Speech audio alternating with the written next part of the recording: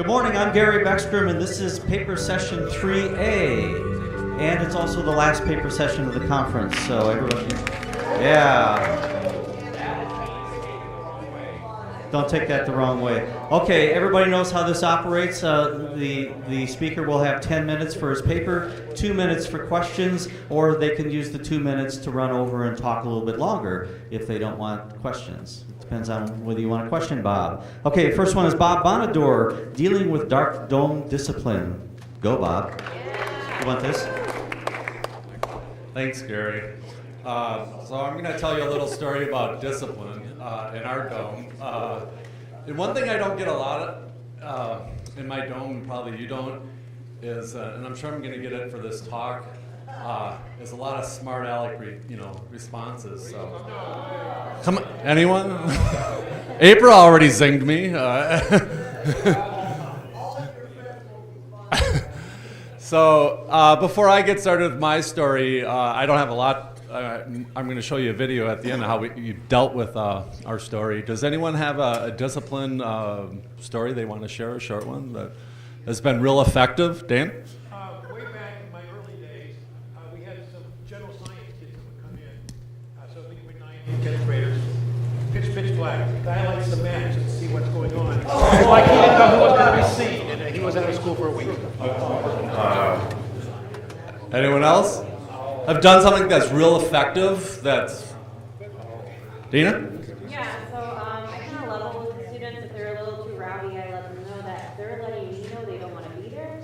And if they don't want to be there, we get them in the program early, and that usually gets them to calm down. You threaten them? Basically. Yeah. Reply. No, that's good. Chris?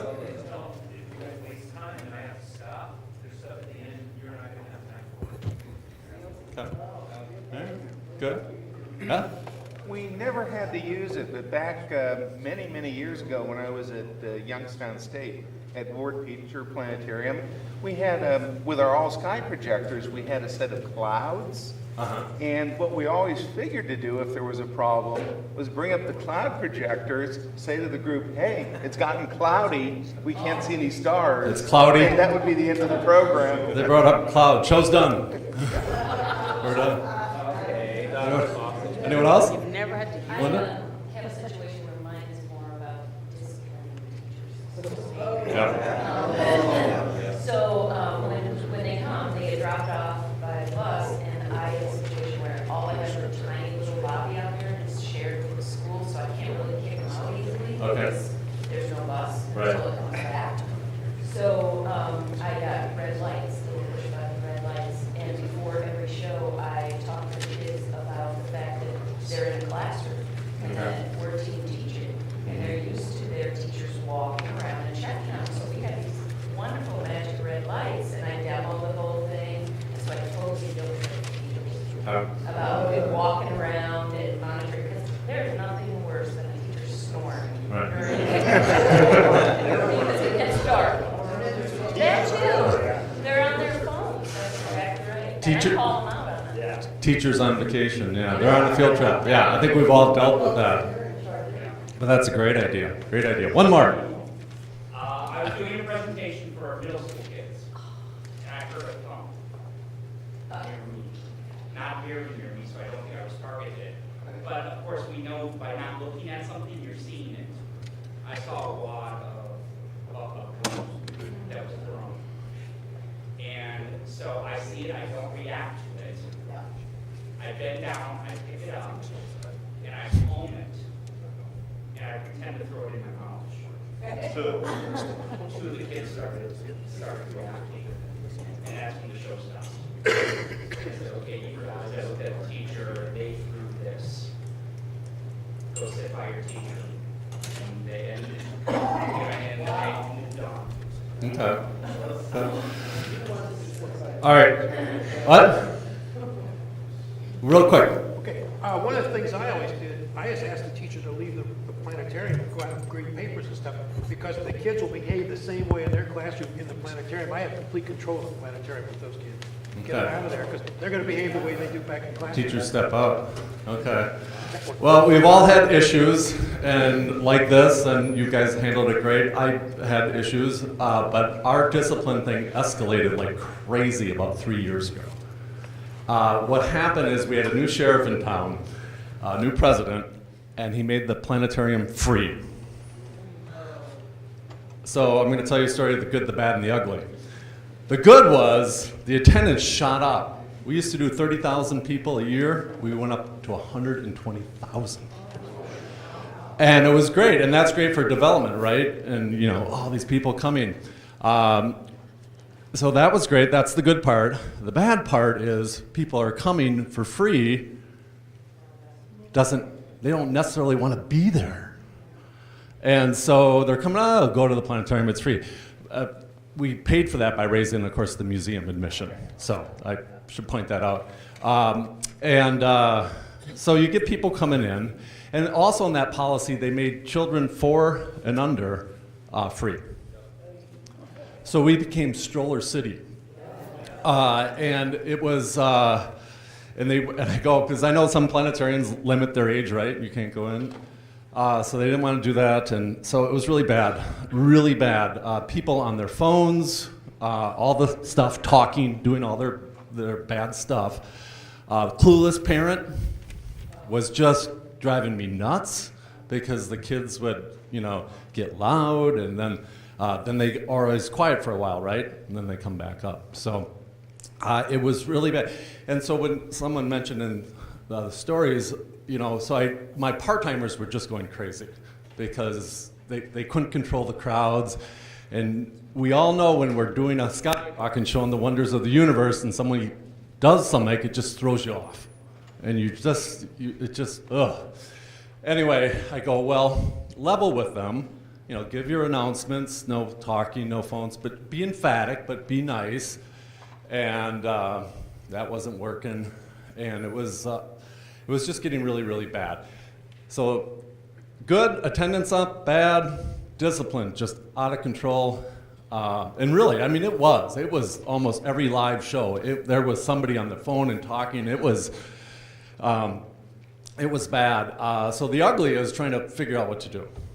You know, because emphatic announcements, is that a warning? We only have 2 minutes, and if you want to run your clip. Oh, 2 minutes. I started 2 minutes late at least. 3 minutes. No, you've got time. Okay, so. Anyway, so the ugly was trying to figure out what to do, and you guys had some good examples, and that's shared it. So, but these were mainly public shows, and so it finally. I mean, Jeff Holt and Madison one time had an audio thing he clicked. It said, "Remember Wizard of Oz?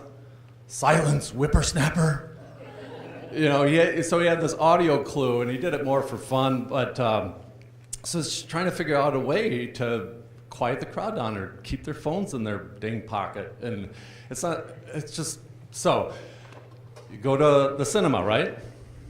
Okay. And what do they have before you go to the Hollywood movies? They have a pre-show. And I'm like, we can do that. And we can make it fun. And so there were some minions, you know, fighting or whatever before the show. And I go, God, that is just hilarious. And we were making a new show on the solar system. And we had animated these planets. And I go, God, we got the animations all done. All we have to do is write a script and make a fun little, we called it the pre-show No. And then it turned into Quiet Planets. We sent it to Doug. It won, some of you have been to Doug, you've seen this.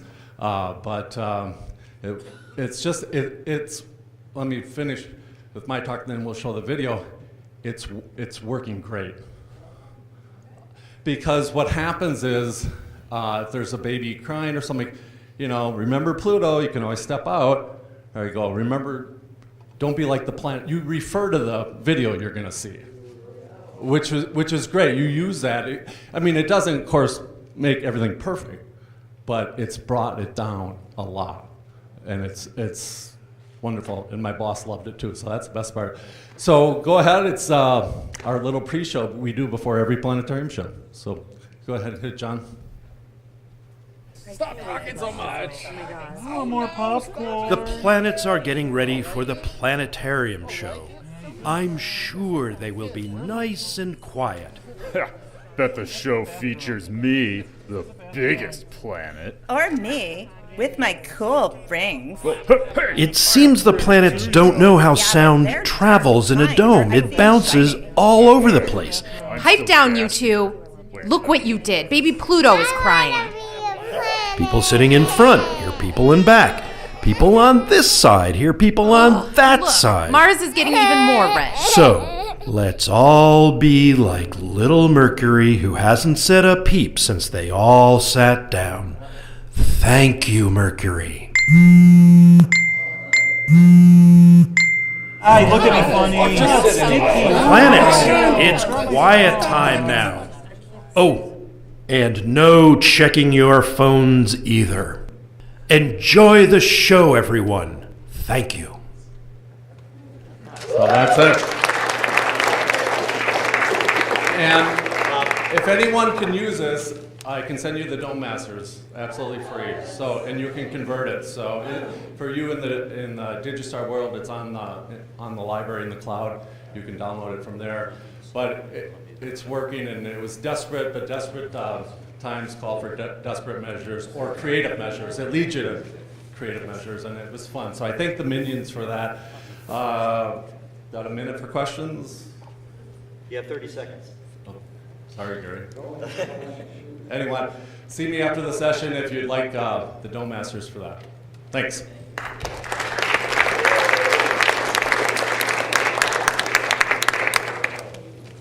You didn't let me ring the bell. I wanted to ring the bell. Okay. Yeah, can you bring up some lights here? Okay, our next presenter is Bob Victor, who's getting his microphone ready. Jupiter, Saturn, 12/21/2020, T-minus 2 years and counting. Start watching now. Okay, you got a little bit extra time if you want to start right now, Bob. Yeah, okay. Okay. What you see is not meant to be a public show because it's only 10 minutes and it cramps 2 years worth of sky events. It can be slowed down if you want to use it. It's a Digistar. John can explain about that. And maybe it could be on YouTube too by the time of the first event, which is December 10th. So, and we're going to be looking each day, going from one day to the next. Each day the sun is 9 degrees below the horizon, mid-twilight, we call it, roughly 45 minutes before sunrise. It's not a constant interval before sunrise, though it's a constant solar altitude, minus 9 degrees. We have about 6 months of morning, we have twilight to follow the planets, and then we'll shift to the evening, and we'll follow the planets back to morning for another 6 months, and then 6 months plus, slightly over 6 months, and then back to evening, covering the 2 years. And what we're doing is following Jupiter and Saturn, which are getting closer and closer together until near the end of 2020. So our first scene will be just a month and a half from now, something like December 10th in the morning. So that's where we'll start. East will be to your left, and anyway, you'll be able to tell by the twilight glow. Which will be over to your left, and you could also tell by which side of the moon is illuminated, whether it's morning or evening. South will be in the front. So we start out with Venus here, which is near its greatest possible brilliance in early December. Mercury to the lower left of Venus, and Jupiter just coming out of the morning twilight glow there. And we're looking every day for a while. We're not going to do this for the whole 2 years. We'll speed up things along the way. And on December 22nd, we should have a full moon in the opposite direction there. So here comes the moon over to the eastern sky, and we're going to see it on January 1st. It'll be near Venus, January 2nd, January 3rd, January 4th near Mercury. And we skip a bunch of days, and we can see Venus closing in on Jupiter. They'll be on January 22nd, they'll be 2.4 degrees apart. And here's Saturn coming out of the twilight about that time when Venus passes Jupiter. And then there's the moon coming by there, January 31st. Nice close conjunction of Venus and the moon. And Venus and Saturn are close together on February 18th. Let's see, 1.1 degrees apart. Here comes the moon around again. So we have Jupiter, Saturn, and Venus in the morning sky. We lost Mercury, but Saturn replaced it. Moon coming around again, and Jupiter and Saturn. Venus, here's Mercury. Now there, Venus looks like it's going to catch Mercury, but it doesn't, because Mercury retrograded toward Venus, but it's pulling away now. It stopped within 4.3 degrees, which is less than 5, so you can call it a quasi-conjunction. They never have the same right ascension or celestial longitude position along the ecliptic. Here comes the moon around again, passing Jupiter and Saturn, and we have Venus. Still visible, very low though. And we're coming to near the end of this morning sequence. It'll end when Jupiter is just above the horizon. Let's see what we have. We have Jupiter, Saturn, and Venus just above one horizon while Jupiter's just above the other. We just passed Jupiter's opposition, which was on June 10th. We went beyond almost 2 weeks till Jupiter's down on the horizon.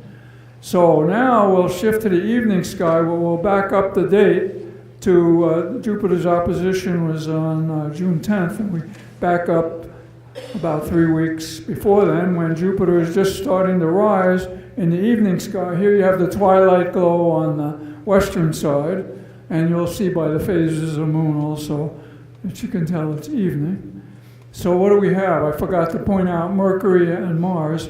While Jupiter was very low, Mercury was very low on the opposite horizon. Here on June 18th, Mercury and Mars are pretty close together there. Mercury's coming out from behind the sun.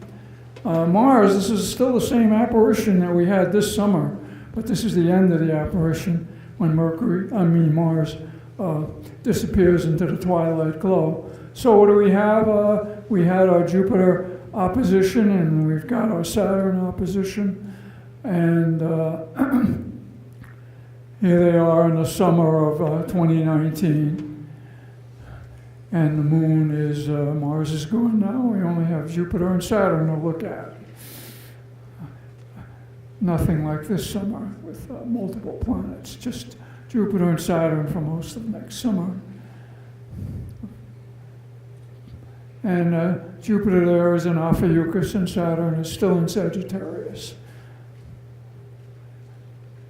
And here comes Mercury, but boy, it doesn't get very high. And then it gets back down, but now we've got Venus. We have Venus closing in on Jupiter and Saturn. Remember, it was January and February when Venus passed Jupiter and then Saturn in the morning sky. Now it's November 23rd and 24th when Venus passed south of Jupiter, and it's going to pass 1.5 degrees. It's going to pass 1.9 degrees south of Saturn on December 10th of 2019. And Jupiter's about to go, so that means, well, this is the end of our evening series, 6-month evening series that started on May 30th, 2019, ending here. Now we'll switch, go several weeks into the future beyond what we just saw, till Jupiter comes out from behind the sun into the morning sky again. And now in early 2020, we have Jupiter and Mars in the morning sky. In a few more days, maybe about 3 more days, Mars is going to pass Antares, nearly 5 degrees north of Antares. There it is. And so we have Mars and Jupiter in the morning sky, with the moon passing by.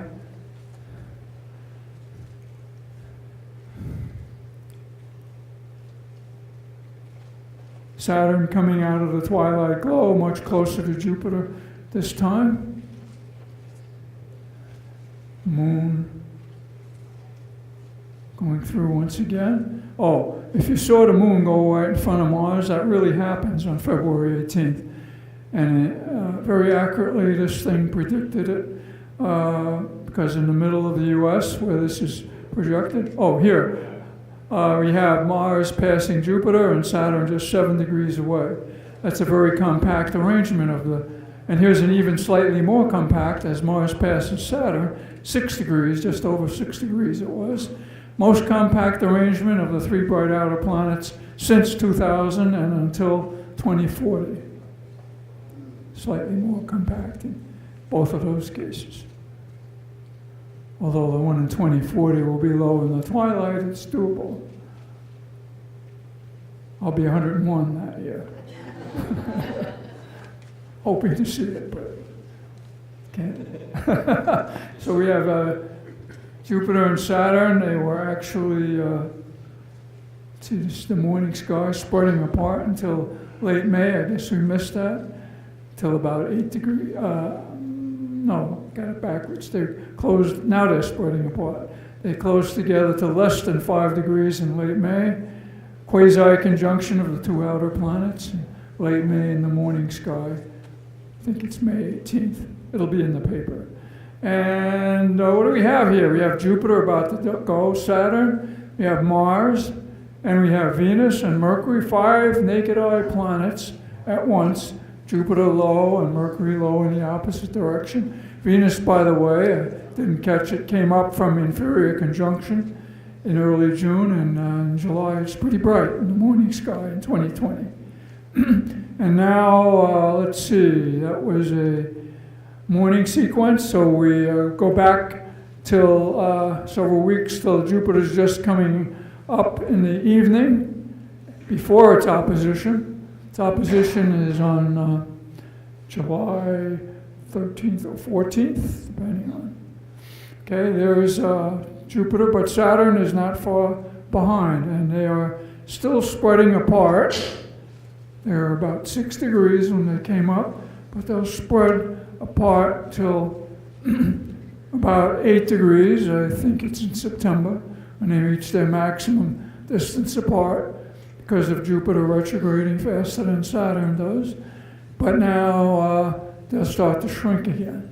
Distance between them starts to shrink, and by November 2nd, the distance will be 5 degrees.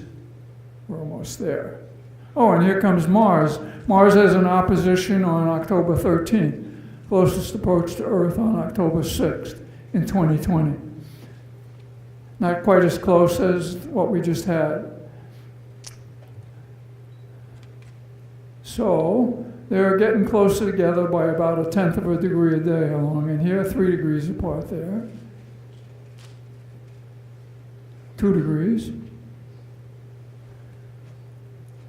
1 degree apart on the 12th of December, 9 days to go from there to their closest approach, which is on December 21st. And it's 1/10 of a degree, that's half the separation of the Mizar-Alcor double star at the bend of the handle of the Big Dipper, half that separation. So keep your prescription up to date. I think it'll be still easy to see with the naked eye. Split. And so they're spreading apart now. Jupiter is the brighter one, and Saturn. And we're going right to the bitter end because Mercury comes up. This is for binoculars now. This is a trio, 3 planets within a 5-degree field for a few nights, as Mercury passes Saturn, and then Jupiter a couple nights later. And this is the end of the story. We hope you enjoy some of its morning, I know, and not many people are as endeared to morning as I am. But I encourage you, because 2 out of those 3 planet gatherings were of the gatherings of 3, 2 out of 4, I guess, if you count this one, were in the morning sky. You got a couple minutes for questions, Bob. Thank you. Yes.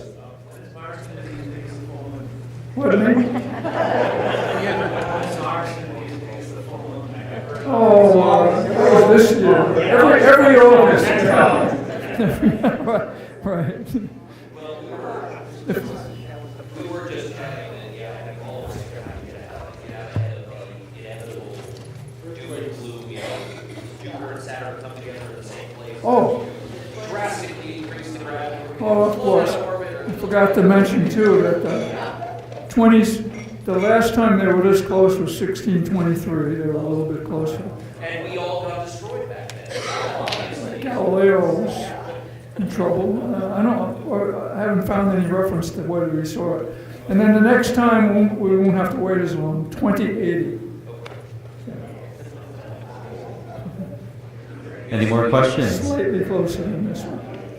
Any other questions? Any more questions for Bob?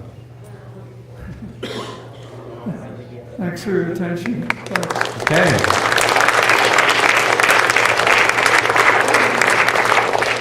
We are slightly ahead of schedule, so we're going to hang on while John sets up here a little bit for the next paper. So everybody can stand up and stretch if you want for a minute.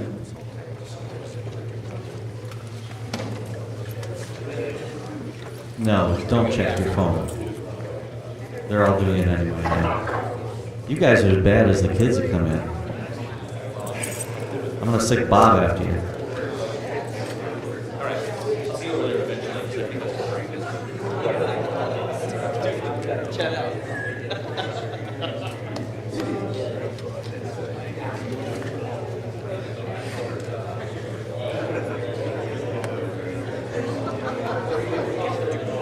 Yeah, you got another.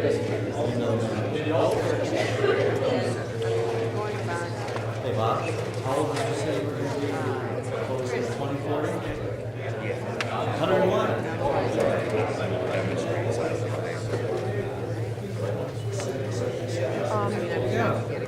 Okay, we're going to get ready to introduce the next paper, so everybody grab your seat.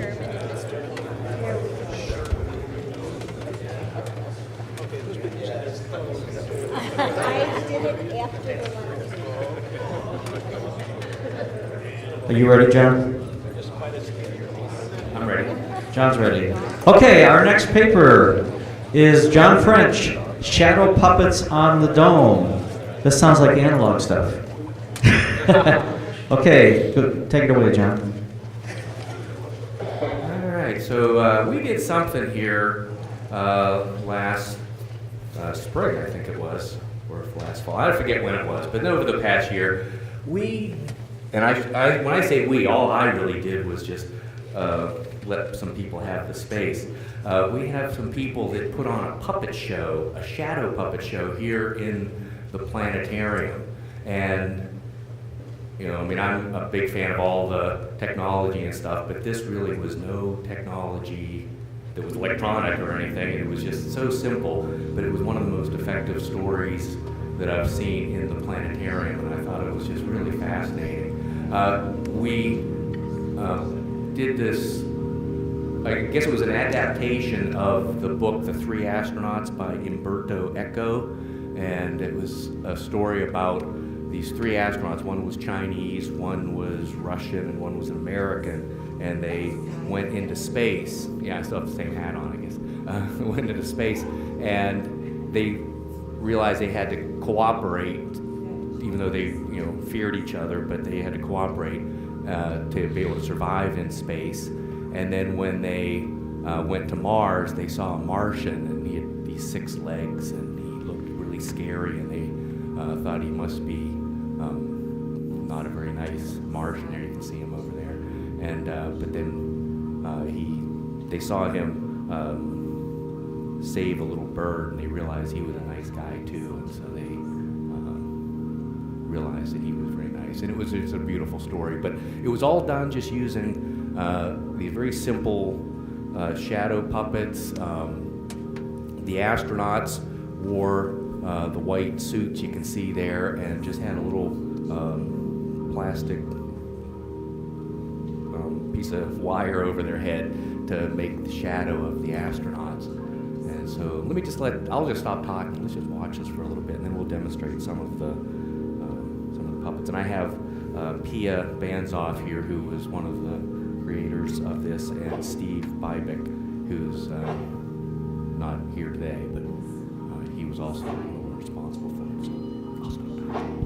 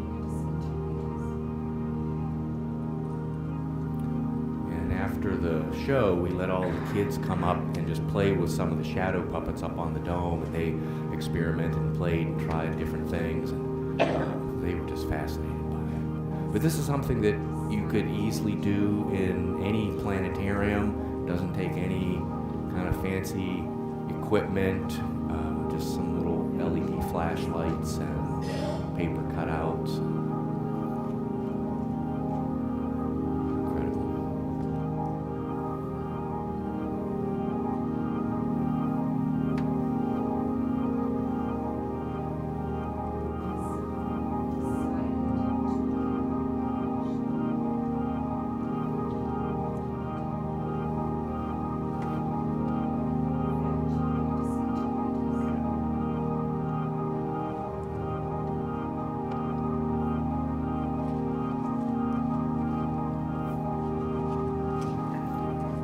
So would you like to see some of the shadow puppets? Yeah. All right, well, let me stop this, and let me introduce you to Pia, and we'll actually do some of the shadow puppets.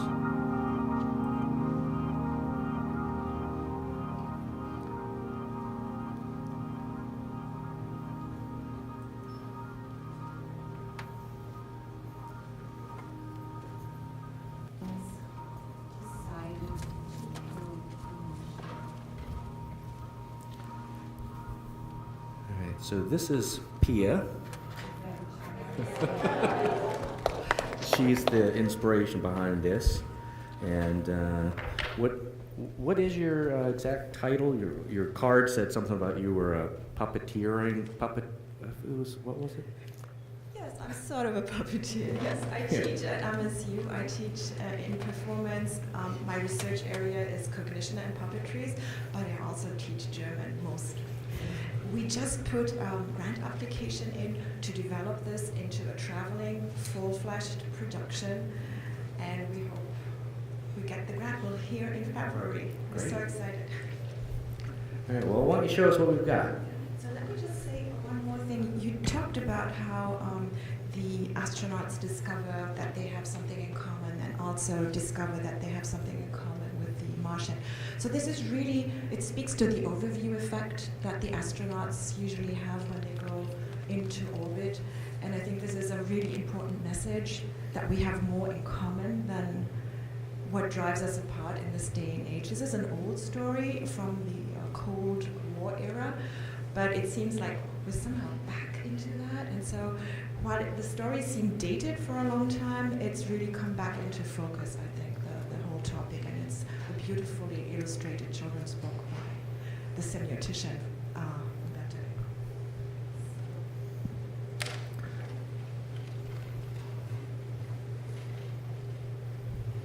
Eco. Yeah, okay, so do you have enough light to see what you need to see? All right, well, let me make it really dark here.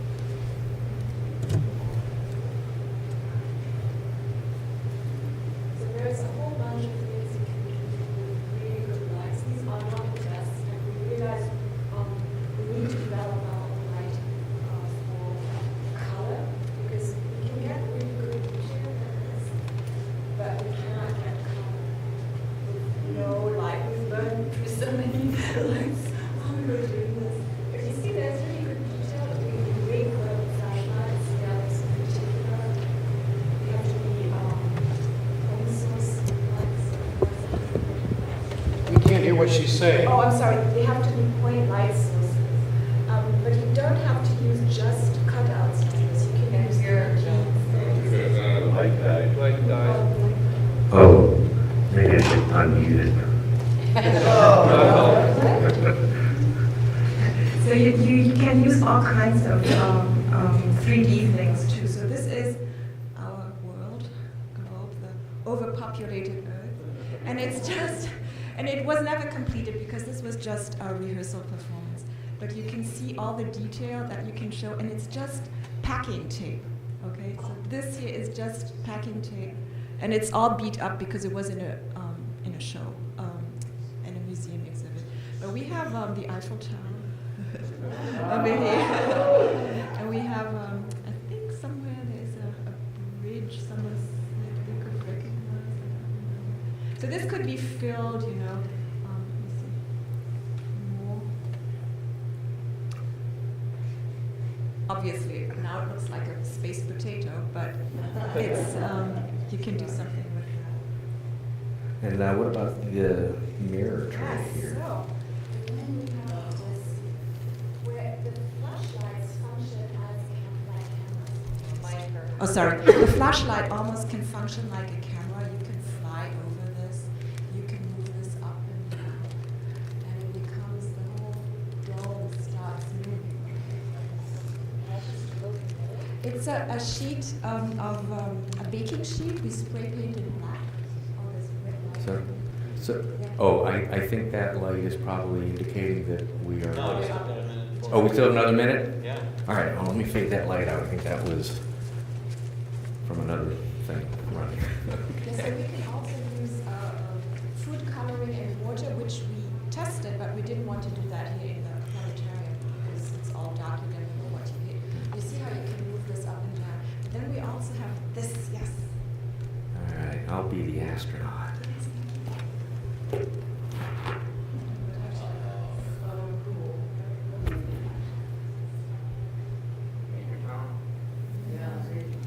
And you can get really nice details. See, you can get the glasses, even eyelashes and everything. So it's pretty cool.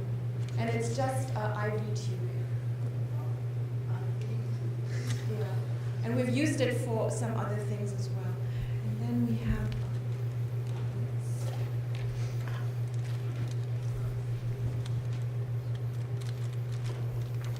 And this is just some kind of reflective foil, I would say. But it gives you like nebula, right? It's so beautiful. And you can fly, so you can make landscapes and then fly through this, and then it becomes this otherworldly space. And then we have a last one here. This is, let's see, this is a plastic Fresnel lens that you can buy at the dollar store, and we put gel, theater gel in there, and then it becomes, of course, round, and it's no longer rectangular. Okay. All right. So, I guess now, what, do you say 2 minutes? 2 minutes for What? taking our questions. 2 minutes, well, why don't we use the last couple of minutes for any questions, or if anyone wants to play with anything? How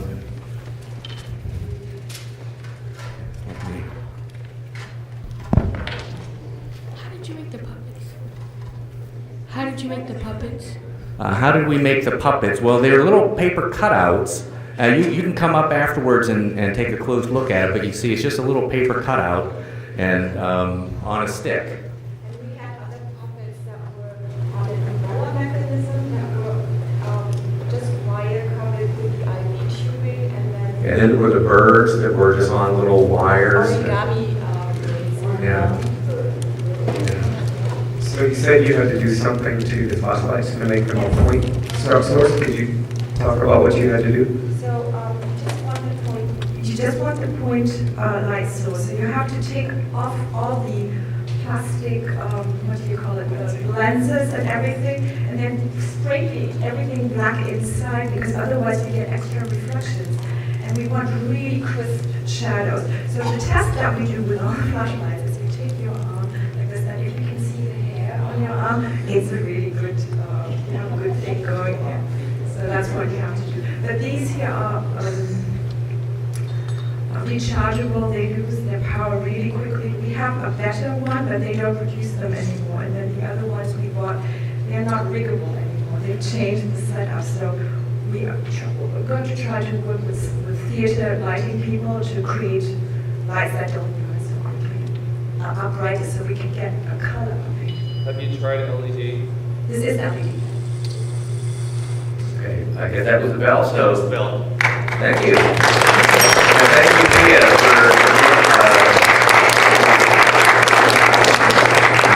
it's just reminding me so much of the old school planetarium stuff for some of us older people to remember baby food jar projectors and things.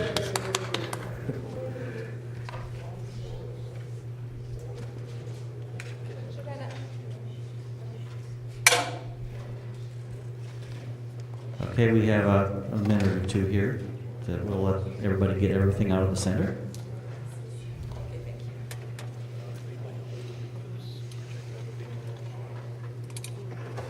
Over here? Yes, that's good. Be able to push it up. Thanks. We'll get the card out of here.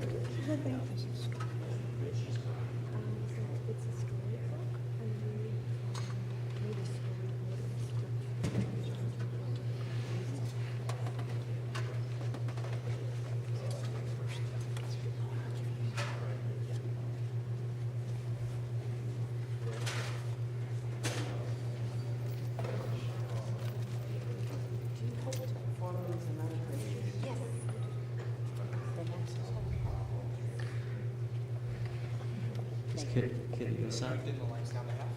Just half. Okay. Our next presenter, of course, the lights are down, so I know I have to look and see. A Tale of Two. Kit Breedlove, go for it.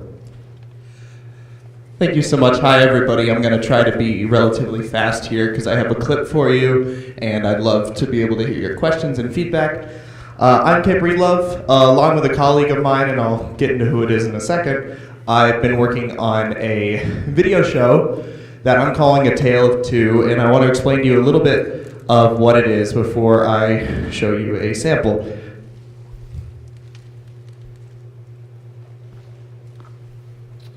There we go. All right, this is a 30-minute video show that has some interactive elements. It's not really necessarily an educational show. Antecedents for it at Abrams would be things like we have a Dark Side of the Moon Pink Floyd show that's really fun, as well as an adaptation of Asimov's The Last Question, if any of you are familiar with that short story. So it's kind of like a fun adventure, and my hope is that after we put it on at Abrams, this is something we could give for free to other Digistar compatible domes that they could use, and that would be really easy to replicate, because that's what, I don't know, that's what we'd like. It'd be fun.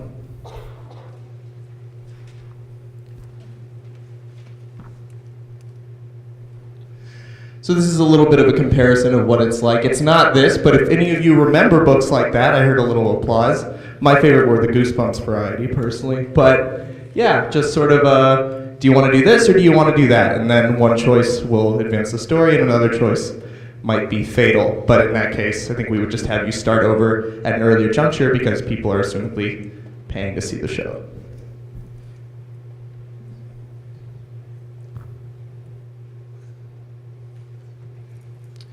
So it's a pretty simple story. You, the audience, are passengers on a ship, that I very cleverly called the Stardome Enterprise. And pretty much it's like a vacation cruise. You're going to a vacation planet called Thania West 4, but things go wrong when a pirate hijacks the ship and puts everybody in danger. And the person talking is the engineer, and I think you're going to recognize the voice. It's not me, but you'll see in a moment. And the captain is the player. Now, this is where it gets a little strange. So the player would be an employee like myself, and we've decided that it would be best if it was a silent protagonist, as it's called in video games, someone who doesn't have to interact with the pre-recorded dialogue, because while it's possible, we found that sometimes that's a little clunky, a little difficult to pull off.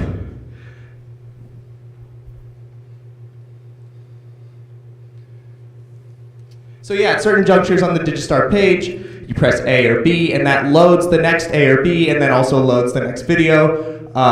We want this to be incredibly simple for the employee to do, to be the captain. They don't have to say anything, they just gotta hit A or B. And then the idea is, as is explained in some recorded dialogue that you won't hear in tonight's sample, but the engineer says something along the lines of, audience, passengers, you should clap based on what choice you want the captain to do. And if the captain's smart, he'll probably listen to the audience, he or she.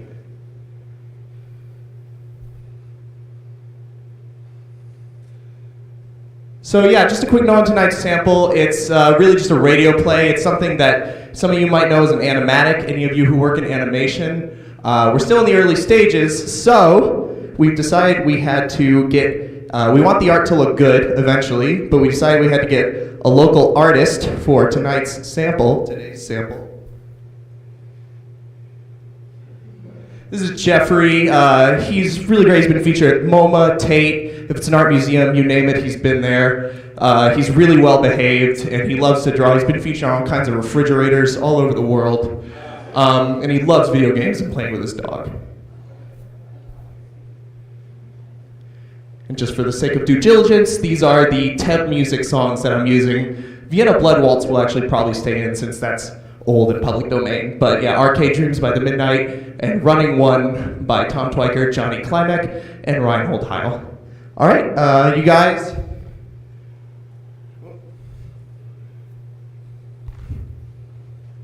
There we are. You ready for the sample? Yeah. All right, I'm gonna cue it up.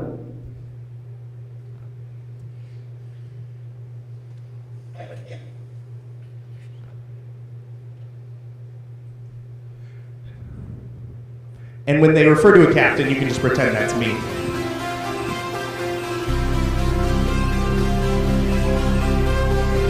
Okay, looks like we have a communication relay coming from somewhere in our near quadrant. I'll just open that up. Hello, all right now, who is this? Is that you, Shargon? Shargon's a buddy of mine from my Hare Krishna days. Well, it doesn't look like Sharg. This is John, I'm the engineer here. Are you looking to borrow some jet fuel? That's a joke, we don't actually have jet fuel. You see, it's a completely energy efficient vehicle. Okay, I think you want to speak to the captain. So, Captain, are you available to say something to this person here? Oh my, here we are again. Ladies and gentlemen of what I'm afraid I can only call the Carnival Cruise of Space, aka the Stardome Enterprise. Willkommen, Captain. As I said, here we are again. Oh, alright, you two know each other. Oh, if you could just put a little cap on that engineer for a moment, I'll be nearly done. Well, I don't think that. Passengers of the Stardome Enterprise, it's my unfortunate duty to inform you all that this lovely individual captaining your ship is a fraud. An absolute shadow of who they claim to be. My name is Lyle Hardwick of the 2039 class at Delaney Flying Academy, ungraduated, dishonorably discharged from enrollment, and I am here to tell you that the captain you see standing before your field of vision is, I'm afraid, a cheat and a liar. Does this sound familiar at all? Captain A B B B A B A A A B B A B A A A B B A A B A B A A B A A A B B A A B B B A B B A A A B A B B A B B A A A B B A A A B. Those answers ring some sort of bell, Cap? I must say, I find it fairly ironic that you're using a machine, this, a Decisionotron, was it? That essentially poses multiple choice questions when that's really not your forte. Well, anyway, passengers, the captain of your ship was a classmate of mine at the Samuel R. Delaney Flying Academy, and on multiple occasions and with deliberate intent, not that I've held a grudge, this person cheated off of me on numerous multiple choice exams. The person who's now your captain. That string of A's and B's I just sang out for you a moment ago was from a particularly important examination just 2 weeks before the end of the year gala. And boy, mama, I would have loved to go. See, the problem is that I didn't. I got kicked out because that dandy little professor of ours noticed that in addition to the true or false section where one marked A for true or B for false, much, you might even say, a whole darn bunch of our tests curiously matched up. And so the professor went to you, Captain, and you accused me of cheating off of you. And who did they believe? All right, maybe we can talk. That gala was something I'd been looking forward to for a long time. And you ruined it. And now I will never be a captain. Which is what happens when you're expelled from the academy. When you're blacklisted. Exiled. Thank God for piracy. I suppose I've decided it's time for another test, Captain. A bit of a encore, if you will. So let's see how you do. As to the passengers, our audience for tonight, I apologize if what I'm about to do puts you in any danger, but you know, artistic temperament and all that. Now, wait, hold on. You're not actually threatening the passengers on the ship, are you? That's because that's First question on today's exam. Do you admit, Captain of the Stardome, that you indeed cheated off of me all those years ago? I've inputted the query into your decision, Otron, so there shouldn't be much trouble making your choice. Tut, carry on, speedily. Okay, he seems to have hacked into the decision, Otron. Clock's ticking. This is your moment.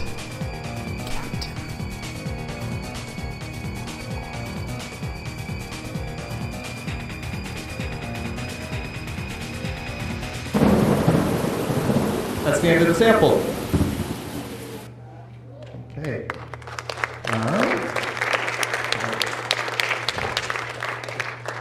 All right. Looks like we have a decent amount of time. So obviously the engineer was John French. Would you please give him a round of applause?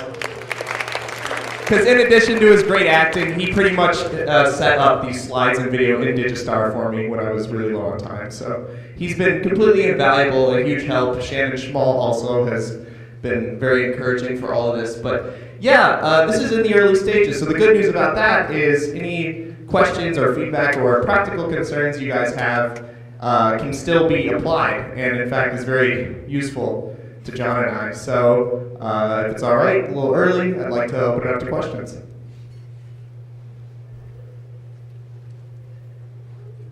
Characters? Jeffrey, the 7-year-old. It was me. But I had to make a joke because we had to explain why my drawing skills are so bad, you see.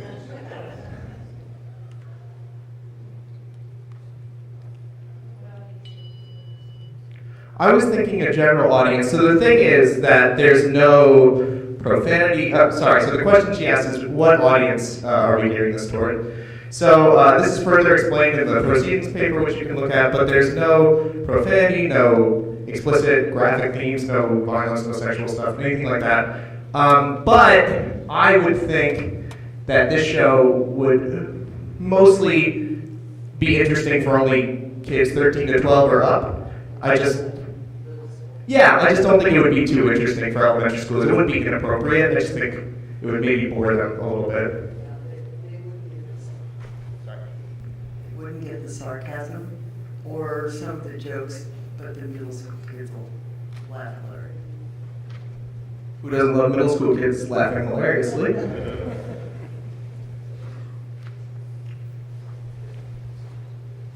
So the program, do you interact with Digistar Universe at all? I mean, after you make your selections, or is it pretty much going to be like 16 by 9, 4 by 3? Like, do we interact in the Digistar Universe? I would like to make it full dome, relatively, yeah. So this, for the sake of this demo, I put it together in a video editor on my laptop, and it's just that little square. But yeah, that's sort of what we've been thinking, is that we would make it like a sort of like a full dome show, something that at the very least, if not that, is formatted for a dome, because otherwise why have it in a dome?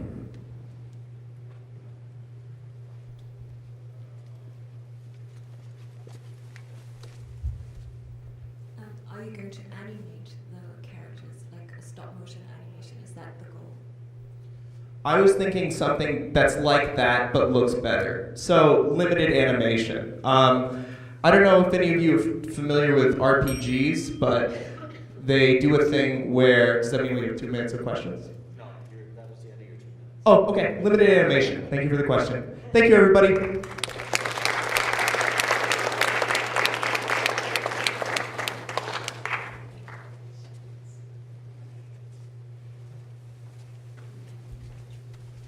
Okay, I'm gonna wait for the next person to get set up. Are you close, Ken? Yeah. All right, well, we've got some. I need a mic. Okay. Yeah, I'll give you the mic. I have 3 minutes to do an introduction, so we have time for you to get set up there.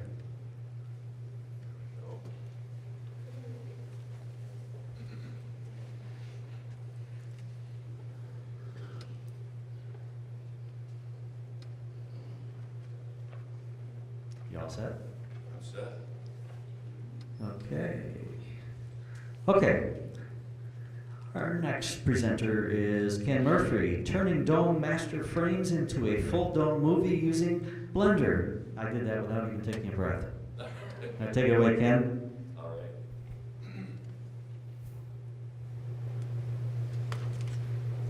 Thank you very much. Can you hear me? Yep. All right, good. My name is Ken Murphy, and this is the title of my talk. And first of all, how many of you have heard of Blender? Raise your hand if you've heard of it. All right, well, many people have heard of it. Some people have tried it, got frustrated. It is a complex piece of software, but it is completely free. And just to give you a little background, at my school, I teach a 1-credit course on animation in Blender. And if you're familiar with the show lineup that GLPA offers, one of them is called the Stargazer, which started out as a slide-based program. My students and I have migrated over to Full Dome, and we used Blender to do the job. And so I was able to recruit these students, the more talented ones anyway, to come in and work on this project. So it was a lot of fun. So Blender is really an incredible tool, and really, I think, worth taking a good look at. So what is Blender? Just real quickly, you can use it to make 3D models. You can take those models and apply textures to them, then animate the models to move in some fashion. And this is what we do in my class, is we create scenes. We apply lighting and give them whatever kind of look we want. We also can apply physics to our scenes. So if something collides with something else, it'll actually look convincingly like a collision. But in today's talk, we're going to focus on this part, the video mixer that's built into Blender. But lastly, it also has a game engine, and that tends to appeal to a lot of people as well. So that's gives good numbers for my class because there's something in it for everyone. I like to call Blender the Swiss Army knives of software programs. It does almost everything, not everything, but it sure is robust in what it can do. So anyway, let's focus on the video mixer. And basically what I've done is I've created a way for people to take frames and convert them into a playable movie for their system. And oftentimes on Domel, I'll be reading and somebody will have this struggle going on where they're not sure how to do this process of taking frames, turning them into a movie. And that's what I'm here to focus on in Blender. One thing that helps this process is that Blender is very customizable. And I've taken Blender and I've customized it specifically for converting frames into a playable movie. In fact, I've created a startup file that I'm willing to share with anyone. I've got my card up here if you want to pick up a card, or if you want to just send me an email, I'll give my email in a little bit. And I'm going to show you what this startup file looks like. So all you need to do really is install Blender on your system, if you're interested in doing this, And then the startup file that I give you, just double click on it. The Blender will open up. It will have all the settings that you need to get going. So it's kind of a fill in the blanks kind of setup for you to get going. So let's focus on this for just a second. This is the layout that I put together in Blender. Up on the top, you'll see the view. And one of the terms that's used in sort of the Blender verbiage is something called the VSE, the Video Sequence Editor, and that's where we do all the fancy work. That's where our timeline is, and that's this section just below here. And what you see are a bunch of strips. And the strips really can be just about anything. You can import still images, you can import audio tracks, you can import movies, you can import frame sequences. The paper that I'll be offering you, that'll be available in the proceedings, or if you want an advanced copy of it, just send me an email, I can get it right to you. It has step-by-step how to set these up and how to add a strip, how to take out a strip, and how to edit down a strip. So it's really very easy to do. There's nothing really fancy or sophisticated about it. All these red areas, I've marked things that you want to pay attention to and maybe change. And can you see that? It looks pretty small up there, doesn't it? Yeah, it is blurry. The resolution is just not quite there.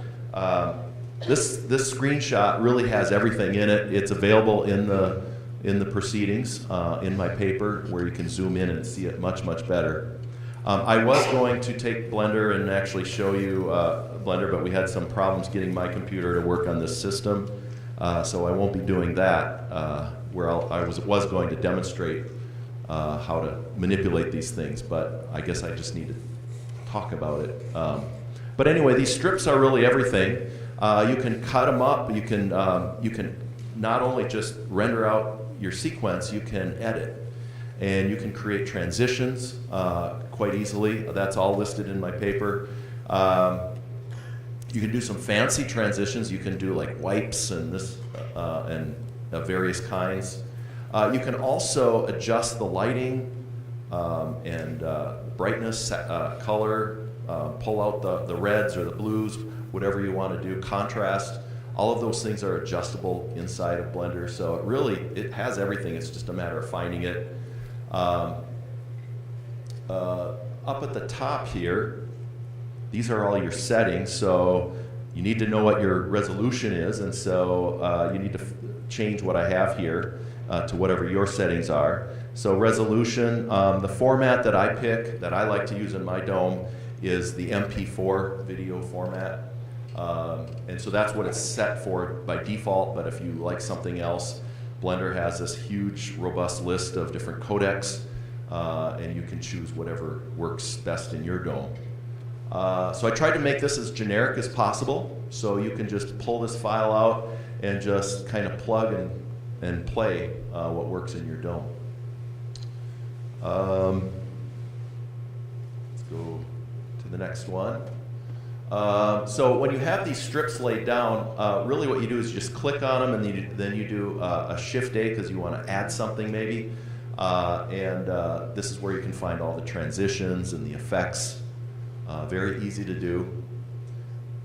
If you want to get rid of a strip, you just click on it, hit Delete key, it's gone. Some of you are very interested in truncation. I think it's less and less people all the time, since projectors are getting more capable, resolutions are getting higher, but when we really struggle to get the most resolution possible, in some domes they like to truncate or clip off part of the dome circle, and I've got instructions. I'm not really going to talk about any of it, but I've got instructions in my paper as well where you can use Blender to truncate. Sometimes that's all people want to do, is they want to take their frames, render a movie, but they want it truncated to whatever specifications. I can help you do that in my paper. So that is about it. Let me just mention a couple other things. That's my email address, ken.murphy@smsu.edu. I'd like to point out somebody by the name of Jim Craig, and he started his own little company called Planet of Mystery Productions. He uses Blender extensively to create his content, and he has created some very nice tutorials, really centered around the video sequence editor. He has other tutorials as well that are very good. But check this out if you want to get more depth in the video sequence editor. You can really do a lot with it. It becomes kind of like Adobe, has some of the Adobe type features in it if you push it that far. But that is it. That is it. Thank you for listening, and if you have any questions at all, or maybe you're trying this out and you get stuck, just send me an email, and I'd be glad to talk you through it. So that's the end of my talk. Thank you very much. We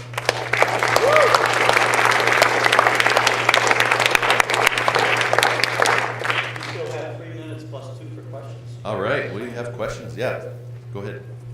Should I use the mic or can I just? Yeah. Okay. I can run it to you. You're not loud enough. Yeah. That's my voice. So 2 questions. Maybe you don't know, that's okay. The first question is your codec. You said there's a nice codec package. H.264 is kind of a good codec. How can you mess with like bit rates and iframes, and I mean, like, how in depth can you get into the H.264 codec if you ever do? That's my first question. And then the second question is Zeiss in their presentation mentioned H.265, the brand new codec that's out, has 10-bit grayscale, and I think that was missed. It's kind of like right over our heads, but all of us have seen sunsets and gradients, and you can see the steps in the grayscale, and it drives me batshit crazy when I see that. And with H.265, if Blender can use that codec package, that's a big deal. So your paper has a huge step up then that can be better than any of the other codecs available today. So I guess one question is, to what level under the hood can we tweak the H.264 codec encoding? And then 2, did you see H.265 at all in your work? Great questions.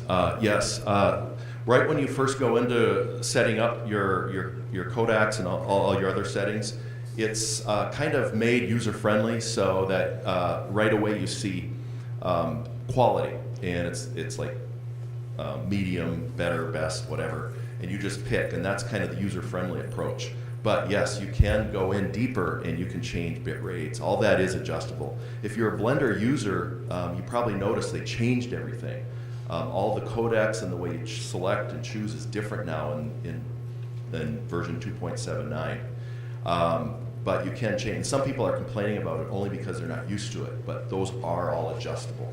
265, I've never heard of until this conference. I'm very excited about it. I think it'll come to Blender very quickly because Blender uses FFmpeg, and a lot of other software programs draw on all the work of FFmpeg. And so I think the next version of FFmpeg, if it's not already out, will have H.265, and then the following version of Blender, I'm assuming, will pick up H.265. So yeah, and I know exactly what you're talking about in those sunsets, and you get that.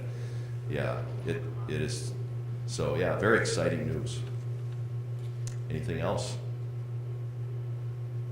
Anything else? You still have 2 minutes for questions. All right. Well, I can sing and dance. No, I can't. Can we do that? Yeah. All right. Well, that's it. Thank you very much. I'll be around. I've got my card. I also have some flash drives. If you have a computer or laptop and you want to get those files for me right away, just approach me afterward, and I'll get you set up. There was a question over here. Yeah. Yep.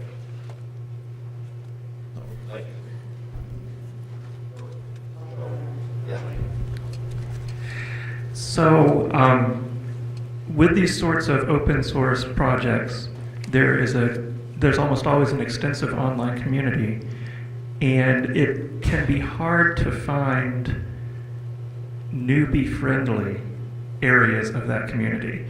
And so, do you have any of those listed in your paper?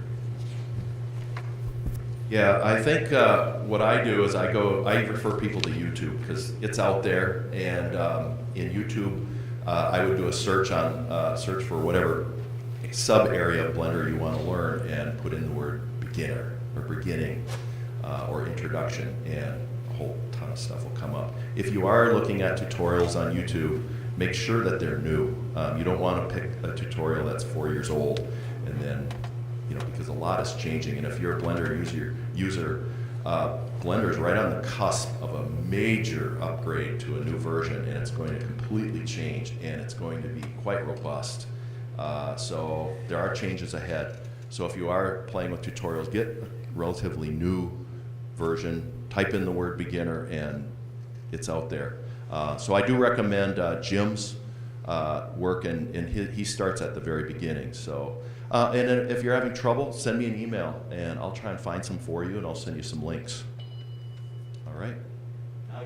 Now I am up. All right. Thank you. Thank you, Ken. I think all of our presenters this morning should deserve a hand, so do it.